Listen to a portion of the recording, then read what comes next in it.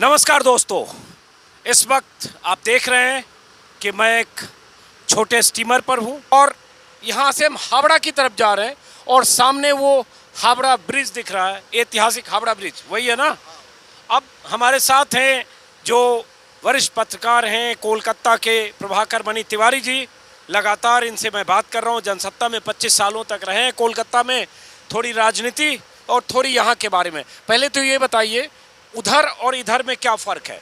ये कलकत्ता है नदी के उस पार हावड़ा है। अभी हम लोग कलकत्ता में थे, अब जा रहे हैं हावड़ा में। ये नदी ही दोनों जिलों को बांटती है, दोनों शहरों को, ट्विन सिटी कह सकते हैं इनको, दोनों शहरों को, कलकत्ता और हावड़ा को बांटती है। और सामने आपको हावड़ा का आइकॉनिक जो रेलवे स्टेशन है ब्रिटिश दौर का, वो भी दिखाई दे रहा होगा, लाल रंग का है। वो जो लाल रंग का दिख रहा है वो हावड़ा स्टेशन है, तो आप देख पा रहे हैं वो हावड़ा स्टेशन है। अब बताइए राजनीतिक तौर पर थोड़ा मायने मतलब बताइए समझने के लिए, चूंकि चुनाव का मौसम। राजनीतिक तौर पर भी यहाँ तृणमूल का ही दबदबा रहा है। हावड़ा में भी वर्ष 2011-2016 में, और कलकत्ता में तो उसका गढ़ रहा ही है। पहले कांग्रेस का गढ़ था, जब ममता कांग्रेस छोड़ के टीएमसी बनाई उन्होंने, तो वो सारे लोग ममता के खेमे में आ गए। हावड़ा पहले सीपीएम का गढ़ माना जाता था, बाद में 2011 में सारे टीएमसी के खेमे में आ गए। और दोनों जुड़वा शहर कहा जाता है, लेकिन दोनों में राजनीतिक रंग करीब समान है, टीएमसी का असर रहा है। और इस बार बदलाव की बयार जो चल रही है, इस बदलाव की बयार में क्या होगा ये कहना मुश्किल है, लेकिन ये बदलाव की बयार दोनों शहरों में देखने को मिल रही है। ये दोनों शहरों में बदलाव की बयार आ रही है,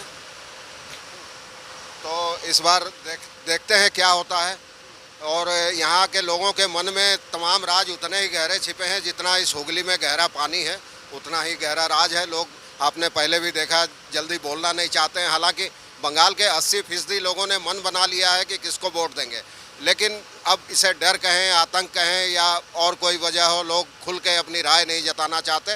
वो मतदान के दिन जाके मतदान केंद्र में ही अपनी राय जताएंगे। अब ये बताइए कि जिस ढंग से अब अमित शाह की कल एक रैली थी और उस रैली में कहा तो गया, विरोधियों की तरफ से अगर कहा गया कि भीड़ कम जुटी इसलिए उस रैली को कैंसिल करके वर्चुअल रैली बना दी गई, और बीजेपी की तरफ से कहा गया हेलीकॉप्टर में कुछ खराबी थी। तो एक तरफ अमित शाह की किसी भीड़ में, किसी रैली में बहुत भीड़, मोदी की रैली में बहुत भीड़, दूसरी तरफ कल वाली बात, और तीसरी तरफ ममता बनर्जी का रोड शो। तो इसको कैसे देखते हैं?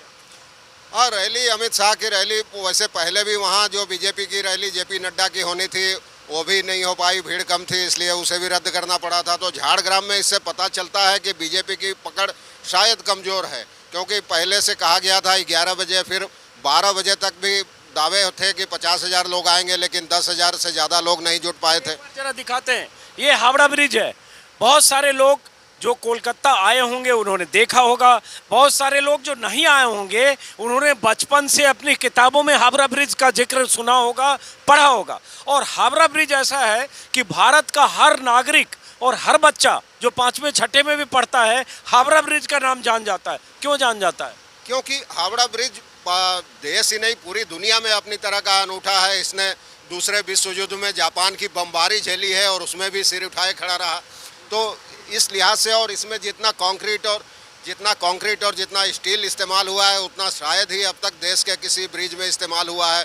ब्रिटिश इंजीनियरों ने बनाया, ब्रिटिश कंपनी ने बनाया।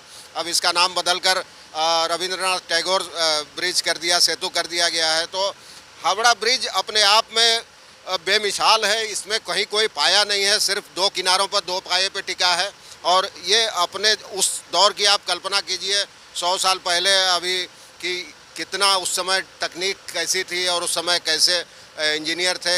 और टाटा स्टील ने ही तमाम इसके लिए छड़ें मुहैया कराई, लोहा मुहैया कराया तमाम, और इसमें हजारों गर्डर लगे हैं, छोटे छोटे नट बोल्ट लगे हैं। ये अपने आप में मिसाल है। हाल में इसकी 100 साल पूरे होने का जश्न भी मनाया गया था, तो उस समय प्रधानमंत्री मोदी भी आए थे और इस पर तमाम वृत्त चित्र बने थे, फूलों से सजाया गया। हावड़ा ब्रिज के पास चूंकि जा रहे हैं हम लोग, हावड़ा ब्रिज के पास उतरेंगे। हाँ, हावड़ा ब्रिज के पास, हावड़ा स्टेशन के पास उतरेंगे। स्टेशन के पास उतरेंगे। और ये जो स्टीमर जेटी जो जा रही है, सब कहाँ से कहाँ आ रही है? ये हावड़ा स्टेशन से आ रही है, कुछ हावड़ा से दूर बेलूर मठ से भी आती है, और सब यहाँ से लोकल जो उपनगरों हैं वहाँ से लोकल ट्रेन से हावड़ा लोग आते हैं, और वहाँ से सबसे सस्ती सवारी है, 6 रुपये में आप हावड़ा से इस पार आ सकते हैं, जबकि बस में कम से कम 10 रुपये लग जाएंगे आपको, और समय भी बचता है, ट्रैफिक जाम। एक बात जो अहम है कि सबसे सस्ती सवारी 6 रुपए में हावड़ा से आप ये जगह का नाम क्या? मिलेनियम पार्क और बाबू घाट पहुँच सकते हैं। बाबू घाट पहुंचते हैं। और एक दूसरी बात, स्पीड, कम वक्त और कम पैसे, उसमें आप ये सफर जेटी से तय। ट्रैफिक जाम का कोई समस्या इसमें नहीं है नदी में, और सारे दफ्तर यहीं आसपास है, आप देख रहे हैं तमाम दफ्तर यहीं आसपास है, तो लोगों के लिए बड़ा मुफीद है कि ट्रेन से उतरे, तुरंत बैठा, और हर 10 मिनट में आप देख रहे हैं 5 से 10 मिनट में एक लॉन्च है। पब्लिक हो या ना हो, ऐसा नहीं है कि भीड़ होगी तभी चलेगी, वो अपने समय फिक्स है, उनका सरकारी है तो समय फिक्स है। अब ये बताइए कि मैं जो लोगों से बात करने की कोशिश करता हूँ कोलकाता में, आपने भी देखा होगा, अभी भी मैं इस स्टेशन पर जहाँ पर बाबू घाट स्टेशन पर जो लोग आ रहे थे उनसे बात करने की कोशिश कर रहा था, कल टॉलीगंज में भी था और भी जगह, तो 25-50 लोगों से बात करो कैमरे पर चुनाव के बारे में, उसमें से 50 से बात करो 40 बच के निकलते हैं। तो क्यों बचते हैं, क्यों बात नहीं करना चाहते? हाँ, ये इस बार एक अलग नज़ारा है, क्योंकि बंगाल को माना जाता है राजनीतिक रूप से यहाँ के लोग बाकी राज्यों के मुकाबले ज़्यादा जागरूक हैं, सचेत हैं अपने अधिकारों के प्रति, और एक दौर में कहावत भी थी कि बंगाल जो आज सोचता है वो पूरा देश कल सोचता है। लेकिन इस बार माहौल बदला हुआ है, बीजेपी की ओर से जो कड़ी चुनौती मिल रही है और टीएमसी की ओर से जो जवाबी हमले हो रहे हैं, इससे लोगों के मन में कहीं ना कहीं एक डर बैठा हुआ है। इधर आते हैं, जरा इधर आते हैं, इधर वो हावड़ा स्टेशन दिख रहा है, से नहीं बचा के हावड़ा स्टेशन दिख रहा है। और दूसरी बात, ये पूरा खाली है, और ये एक सेकंड, पूरा ये खाली है, 4 पैसेंजर उधर हैं और 4 हम लोग हैं, अभय बिजू हमारे सहयोगी, कैमरा पर्सन अभिषेक और प्रभाकर जी और मैं, और पूरा खाली है। तो ये खाली क्यों है ये बताएंगे। वैसे खाली इसलिए है कि हम लोग बेलाघाट से चले हैं हावड़ा की तरफ, और जब उधर से आते हैं तो में जा रहे हैं। अभी दफ्तर का समय है, सुबह का समय है, तो लोग अभी उपनगरों से और भारी तादाद में कलकत्ता आते हैं, जो नौकरी करने वो आ रहे हैं। यहाँ से जाते समय शाम को आपको तिल धरने की जगह नहीं मिलेगी, इसी स्टीमर में, इसी शिप में तिल धरने की जगह नहीं मिलेगी। और अभी वापसी में तो हम जैसे कुछ लोग हैं, या कुछ लोग जो घूमने या निजी काम से जा रहे हैं वैसे लोग हैं। और अभी जब ये इस पर हम लोग सवार हो रहे थे बेलाघाट पर, तो जत्था निकला इससे, लेकिन अभी खाली, ऐसा लगेगा जैसे हम लोगों ने रिजर्व किया। अब ये हावड़ा स्टेशन है, और ये बहुचर्चित हावड़ा स्टेशन, इसकी तस्वीरें अगर आप नहीं आए होंगे तो आपने तस्वीरें देखी होगी, और रात को बहुत खूबसूरत लगता है। ये सामने अब है, ये हावड़ा स्टेशन दिखाएं, ये हावड़ा स्टेशन भी ऐतिहासिक है। और अब हम उतरने वाले हैं, उतरने से पहले, और जहां उतरेंगे वहां बहुत सारे लोग इस पर सवार होने के लिए तैयार हैं। अब ये बताइए, आखिरी में स्टेशन की ऐतिहासिकता, पुरानी इमारत, हावड़ा स्टेशन, और बंगाल में 34 साल पहले वामपंथियों का राज, 10 साल ममता का राज। तो बंगाल में लॉन्गेविटी है, लंबे समय तक कोई चीज़ चलती है, ब्रिटिश काल की इमारतें भी हैं। तो 10 साल के बाद क्या ममता को एक मौका फिर मिलेगा, और जो लॉन्गेविटी है लंबे समय तक किसी के टिके रहने का, या कुछ टूट सकता है?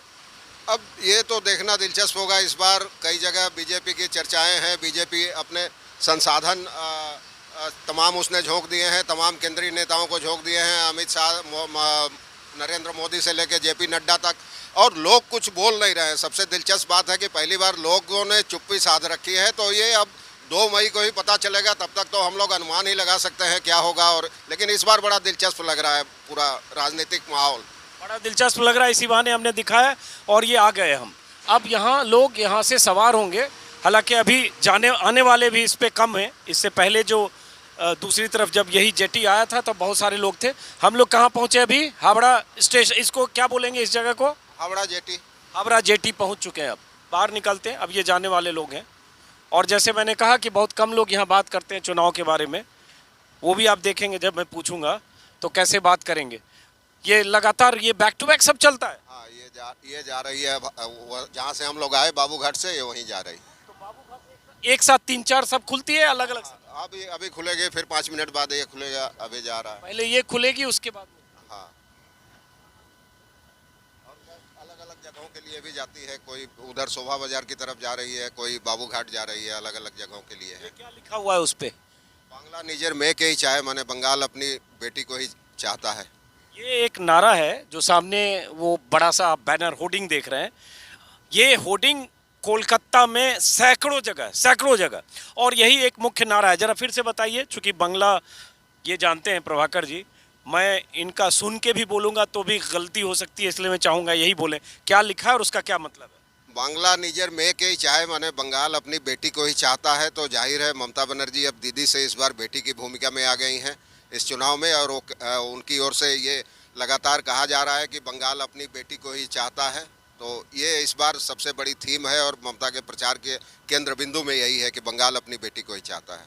लेकिन बीजेपी जो इतने बेटों को चुनाव मैदान में उतारा है, बंगाल के बेटों को, और उसमें से बहुत सारे ऐसे बेटों को भी जो टीएमसी में ही ममता बनर्जी के साथ रहे वो भी हैं, तो ये बेटी वर्सेस बेटा, मोदी वर्सेस ममता, ये कुछ इसका खेल। हाँ, ये चूंकि पहले से ही ममता बाहरी बनाम स्थानीय, बंगाली अस्मिता, बंगाली संस्कृति, बंगाली उपराष्ट्रवाद, ये सब मुद्दे उठाती रही है, तो ये मुद्दा भी, ये नारा भी उसी के ट्यूनिंग में है कि बंगाल अपनी बेटी को ही चाहता है। और बाहरी वाला मुद्दा तो लगा ही रहे हैं, बीजेपी पर बाहरी के आरोप तो लग ही रहे हैं लगातार टीएमसी की ओर से। चलिए बाहर चलते हैं अब देखते हुए। और अब ये जेटी पर सवार होने वाले लोग सब जा रहे हैं जो हावड़ा की तरफ से आते हुए, और उसके बाद बेलाघाट मिलेनियम पार्क की तरफ जाएंगे। ये दूसरी जेटी भी सवार। अब ये बताइए कि जैसे यहाँ से बाय रोड डिस्टेंस कितना होगा जो हावड़ा ब्रिज पार करके जाते हैं।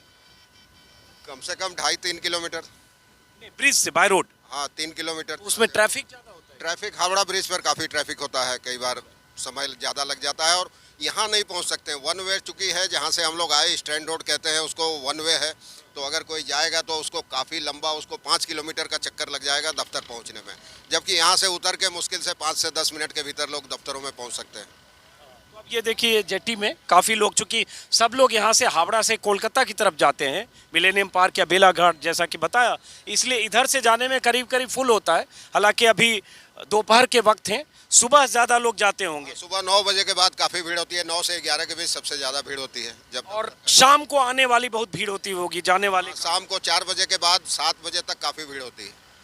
तो ये यहाँ की जेटी है और ये ऐतिहासिक सामने हावड़ा ब्रिज है, तो इस बहाने मैंने आप लोगों को हावड़ा ब्रिज भी दिखाया। दादा क्या होगा इस बार बंगाल चुनाव में?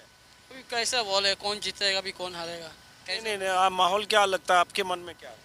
माहौल में तो कुछ बोल नहीं सक रहे अभी तो बाजार गर्म है, अभी कैसा हो सकता है? बाजार गर्म है, देख लो दादा बोल रहे हैं, लेकिन बोल रहे हैं बोलेंगे नहीं, ये भी यहाँ की खास बात है।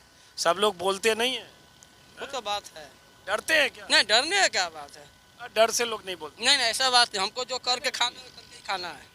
हमको जो करना है वही करके ही खाना है। वो करके ही खाना है, लेकिन चुनाव के बारे में बात करने से लोग बचते हैं। ना, ऐसा कोई बात नहीं है। चलो कोई बात नहीं। यहाँ से बाहर निकलने का रास्ता है, ये हम निकलेंगे, इसको जो बाहर निकलेंगे उसको क्या बोलेंगे? Howrah jetty, Howrah station, Howrah station. फिर से अब एक बार पीछे तस्वीर दिखाइए और उसके बाद अब हम लोग बाहर निकलते हैं। आप कहाँ जा रहे हैं?